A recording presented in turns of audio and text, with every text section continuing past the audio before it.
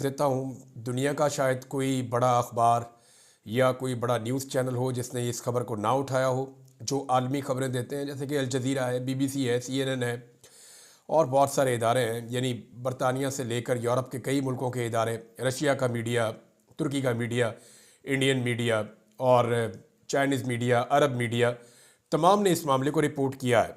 और इस रिपोर्टिंग में मैंने देखा कि 5-6 लफ्ज़ ऐसे हैं जो तमाम रिपोर्टिंग के अंदर कहीं ना कहीं शामिल थे।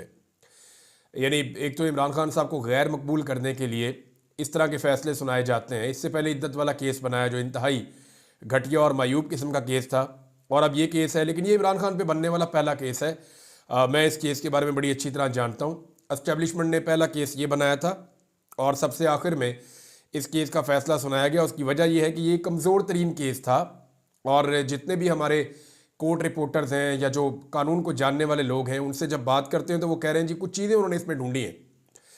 एक वो ये कह रहे हैं कि जो फैसला लिखा गया है ना, इसकी जो तहरीर है वो दो तरह की है। ये एक आदमी का लिखा हुआ फैसला नहीं है। यानी तहरीर का एक हिस्सा ऐसा है जैसे लगता है कि ये पाकिस्तान की जो कानूनी लैंग्वेज है उसके अंदर वो लिखा गया है, वो जो तरीकाकार है हमारे यहाँ पे स्टीरियोटाइप एक चलता है वो है। और दूसरा एक हिस्सा जो है उसका वो ऐसा लगता है कि वो कहीं और किसी और लेवल के लोगों ने लिखा है। तो ये दो तरह की तहरीरें हैं जिनको इकट्ठा करके ये फैसला बना है। तो इसलिए ज़रा फैसला भी आपको पता है फिर टाइम लेता है, और उसके बाद इस फैसले को सुनाने में भी बहुत टाइम लगा है।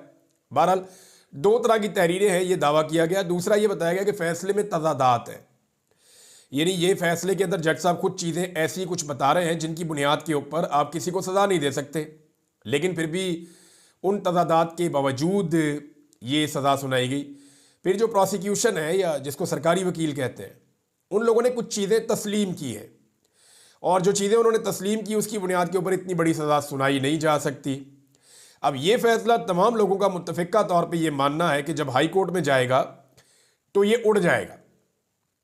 सवाल ये पैदा होता है कि इमरान खान साहब के खिलाफ होने वाला ये आखिरी फैसला है, तो अभी इसके बारे में कुछ कहा नहीं जा सकता क्योंकि एक दो चीज़ें पेंडिंग रखी गई हैं। बहरहाल जितने मुकदमात बनाए गए थे सारे ऑलमोस्ट ख़त्म हो गए हैं, और अब सवाए 9 मई के या कोई दहशतगर्दी का डाल दें या कोई साजिश का डाल दें या कोई और चीज़ डाल दें, वो गद्दारी का डाल दें, तो वो एक अलग बात है। लेकिन ऑलमोस्ट इमरान खान साहब के मुकदमात ख़त्म हो गए हैं। ये मुकदमा भी जाके उड़ जाएगा। आलमी मीडिया ने इसको रिपोर्ट किया, मैं उसके बारे में आपको बता रहा था।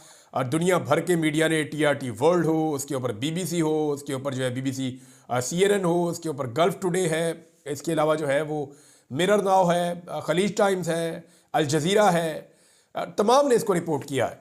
बहुत सारे हैं, यानी मैं दर्जनों की